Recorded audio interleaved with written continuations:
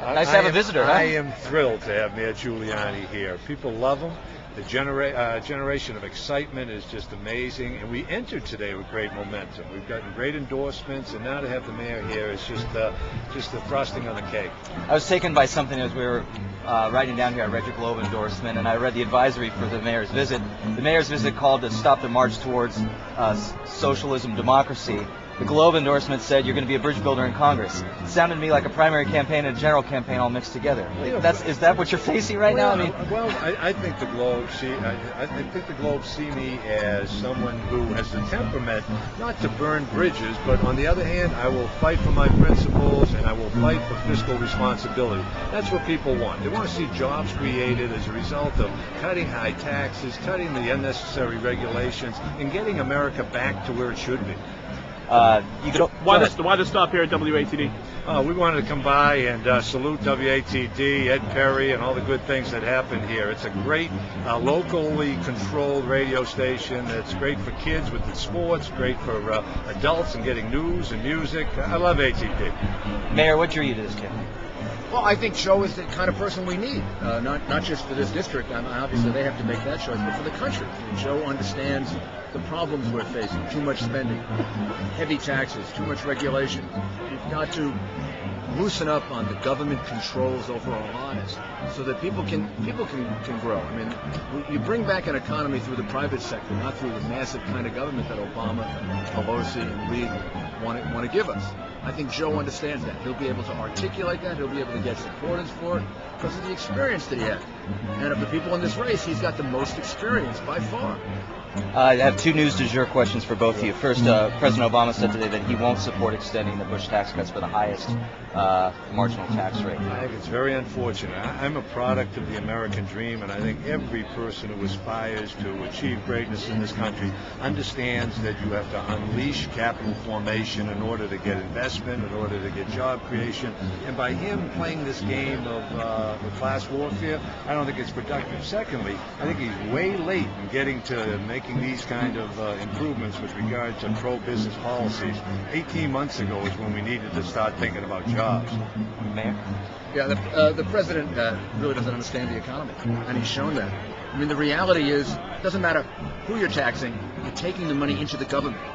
And the government squanders money and wastes money. This money would be far better off in the private sector. People in the private sector would produce a lot more jobs with it. Basically, the aim of President Obama is to create government jobs. That's all he's been able to do. Private sector jobs, we're losing them, thousands and thousands and thousands. This will just increase that. What we need to do is put more money back into the private sector. It doesn't matter who the tax cuts are for. We need more money in the private sector. The more the government takes that money, the more of our money is going to be wasted. The mayor was out front on the downtown mosque. Now we have Quran burning in a Florida church. How do you feel about it? It's unfortunate, and certainly a small church with 50 members, as I understand it, doesn't represent America. But clearly, listening to General Petraeus and other sensible people talk, we can do without that. Mayor? Yeah, I mean, absolutely. This almost seems like a provocation from the other side. One of your arguments for the downtown mosque was that was a both of them should do the same thing. Both of them should exercise sensitivity. The minister should not burn a Quran. Whether he has a right to do it or not is not the point. The point is it's terribly insensitive and incendiary.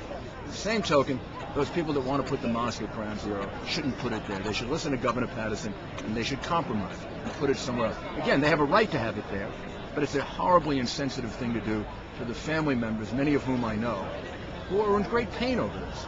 So if you're about healing, and you're about love, and you're about religion, it would seem to me that you would be willing to compromise on things like this and not be confrontational. Mr. Mayor, you're just days away from 9/11. What goes through your heart, your mind? Well, it's always a very confusing day for me because it reminds me of the worst day of my life and in some ways the greatest day. I saw tremendous acts of heroism and people doing wonderful things. I saw the worst kinds of cruelty that you'll ever see. And sort of with me every day. So in a way, I lived through September 11 every day. I think about it. I got used to the fact that I would. Then I get a chance to see all the people that I was with, and the people that I was trapped in a building with, the people that helped me bring the city back together again. So in a way, that's a really cathartic event for us. We have dinner on the night of September 11 every year since then, and gives us a chance just to talk it all out. If you had a message to the Americans in this, what would that message be? My message would be that this is not part of history yet. You know, Pearl Harbor is part of our history. September 11 is part of our present. The people who attacked us then want to attack us again, and we make a big mistake if we're in denial about that. And if we're unwilling to face up to the fact that there is Islamic extremism, it is a reality. It has nothing to do with the good people who are Islamic, the good people who are Muslims. I made that point back on September 11. I continue to make it. But there is an enemy out there that still wants to kill us with the same intensity they did on September 11.